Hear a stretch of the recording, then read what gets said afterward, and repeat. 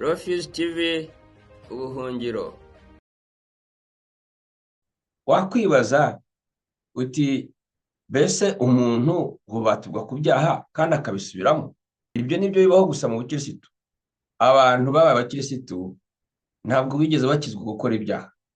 None se ko batakijwe gukora ibyaha, bakijijwe iki?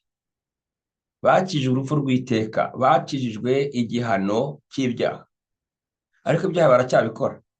Ukiba wibaza niba kubaturwa ku byaha ari ukuri cyangwa atari ukuri. Ni ukuri, umuntu aba yabatuwe, kuko kubaturwa ntibituruka ku mirimo y'umuntu ubaturwa, bituruka ku mirimo y'ubatura.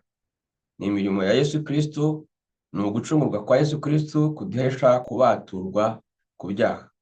Ni imbabazi z'Imana itangira muri Yesu Kristo ziduhesha kubaturwa n'ibyaha.